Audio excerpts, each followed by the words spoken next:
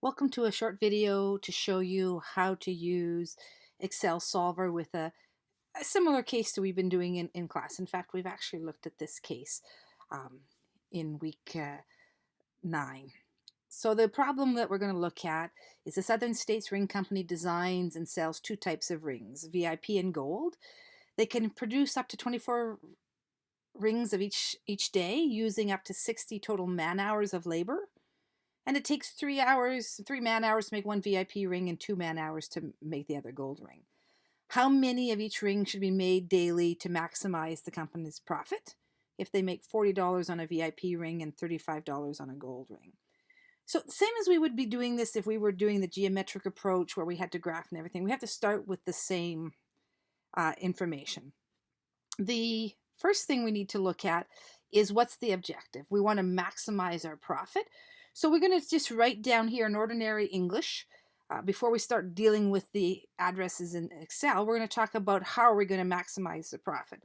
So the profit is going to be equal to, it says $40 on each VIP ring. So $40, we're going to multiply that. That's actually times. I'm going to use the word times just to keep it in ordinary English. So 40 times the number of VIP rings. And we're going to add to that 35 times the number of gold rings. And I don't have to worry here about ordinary English. What we're going to do, we're going to be using, for variables, we're going to be using Excel cells. So we don't have to worry too much about this ordinary English. But that's what we want to do. We want to make it so our profit is the most it can be. And we have some constraints. One of them is just the output.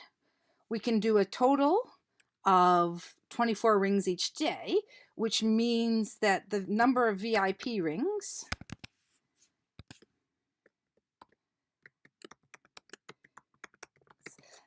plus the number of gold rings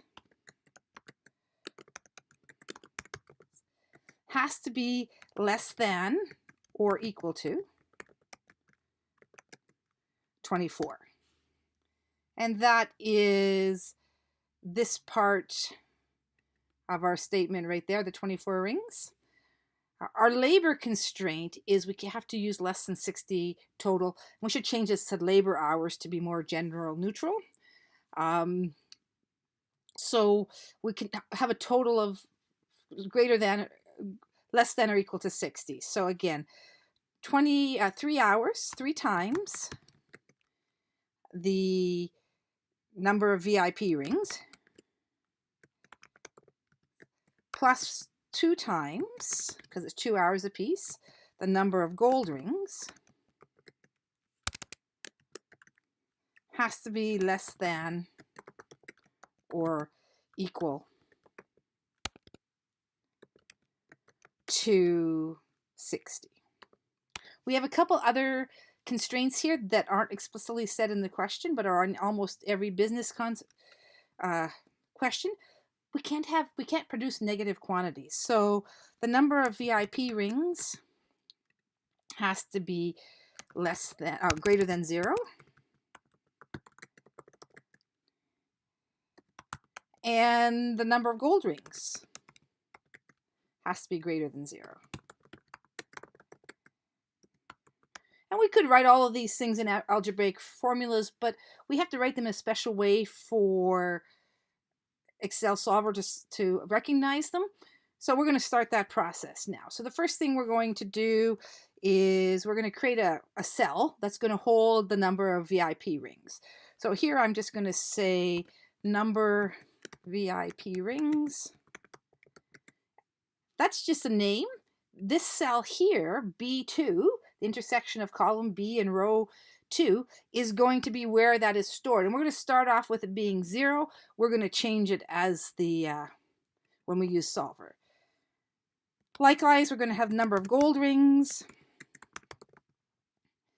And this cell here, B3, intersection of column B, row 3, that is where we're going to store our information on the number of rings. and we're going to use those addresses instead of variables in our formula. So we are going to go here. Before I do anything further, I'm going to go to formulas, and you will see a place here, show formulas. So on my formula tab ribbon, I'm going to click on show formulas so that you will see the formulas, so that as we're working, you will be able to see the formulas, and then later on when we want to see our answer, we're going to have to show them. So the next thing we need to do is put in that objective. I'm just going to write it again.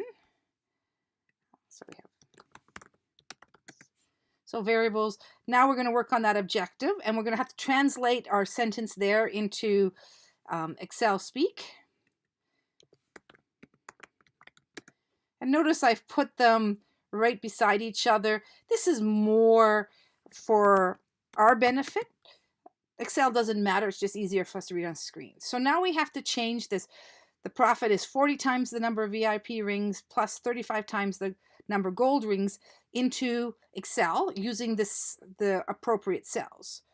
So we start any formula in Excel with an equal sign. So then we're going to go 40 times using the asterisk for multiplication as we do in Excel. I'm going to click on, we want the number of VIP rings. Well, that's the cell B2. So I click on there, and lo and behold, it shows up in my formula. Plus, our wording over here says 35 times the number of gold rings. So I'm going to go 35 times using asterisks, and this time the number of gold rings is in B3. So I click on that and hit enter. So there is my profit formula changed into Excel speak using the variables of the addresses of the cells. So the next thing we need to do is the constraints. And I can spell a little bit better.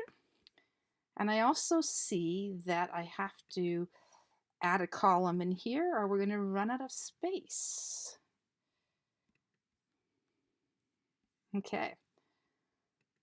And because I've listed them in column D, I'm just going to put them into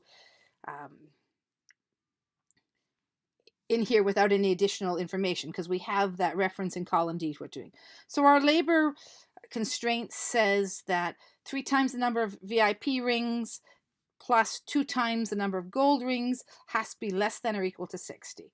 So in A9, we're going to go equals, start in a formula with that.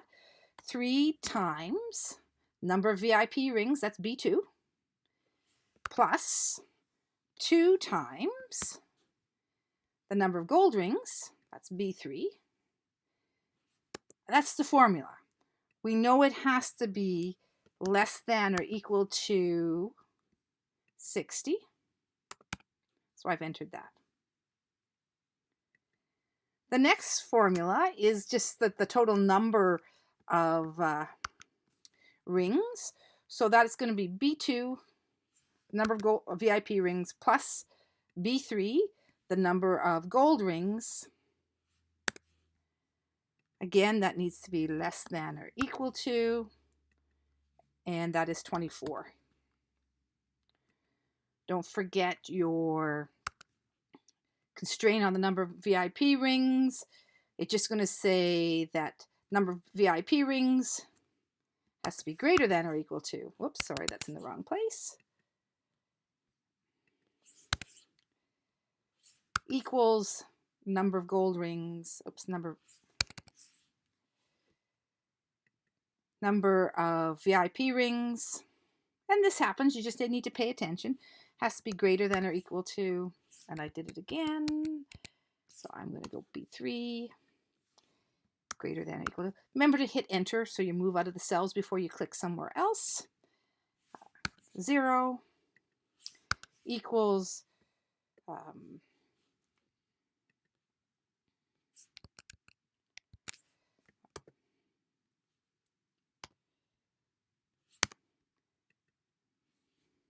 This is why you have to monitor as you're going along.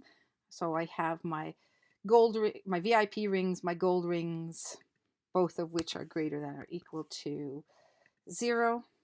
So I've set everything up now in Excel, so I'm ready to tell Excel Solver to do its work. So I'm going to go to Data, and I've already installed, excuse me, I have already installed the add-in for the Excel Solver. You may have to do that separately. And I'm just going to click on it, and you'll see that my window comes up, and I can now add information. The first thing is my objective. So what's my objective? Where is that located on my sheet? And that's our profit statement written in Excel, equals 40 times B2 plus 35 times B3. So I clicked on there, and there it is. I want to maximize in this case, so I click on maximize. It was already selected. It says by changing variable cells. So those are the cells that it's going to change the number of. So it is going to go, I can click in B2 and in B3, and you can see there on sheet 1, B2 to B3, that's what they're going to change. Notice the dollar signs. That means that those numbers will never change. Those cells are never going to change. It's called an absolute reference. The location of those cells. That becomes important in other issues. And now I'm going to add the constraints. So I'm just going to go through my constraints and add them one at a time. So the first one is the constraint about labor. I add it. I want it to be less than, and that's what it's already showing. And this constraint is 60. I could click in the cell and get that cell number there. Sometimes it's just easier to write the number. Next reference is going to be the output. So B2 plus B3, the number of VIP rings plus the number of gold rings, needs to be less than. It is. And this time I'm just going to write in 24 because that's easier for me to see.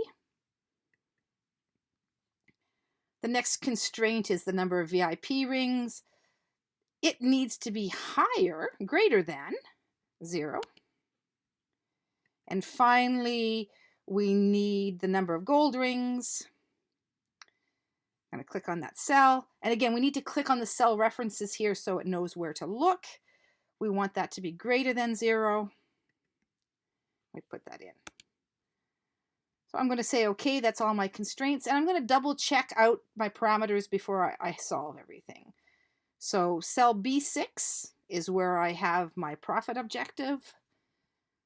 The variable cells are B2 and B3. That's good. My constraints are A9 is less than 60. And I have the cell C9 there to hold that. The other ones I put in the numbers manually, so that's why they show up above.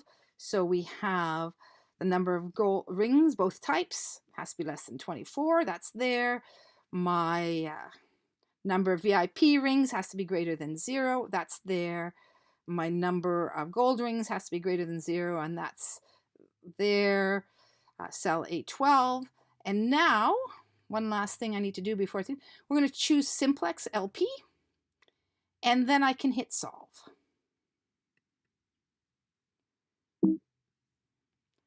And I'm going to keep this solution because I like it. And you'll see that it selected 12 VIP rings and 12 gold rings as the maximum. We don't see what the profit is, so we're just going to go back to that formula ribbon. And we're going to turn off show formulas. And now you can see that producing 12 gold rings and 12 VIP rings is going to give us a profit of $900 a day. And we've solved our problem. Hope that this has helped you make sense of this. If you have any questions, let us know. And good luck with your problem.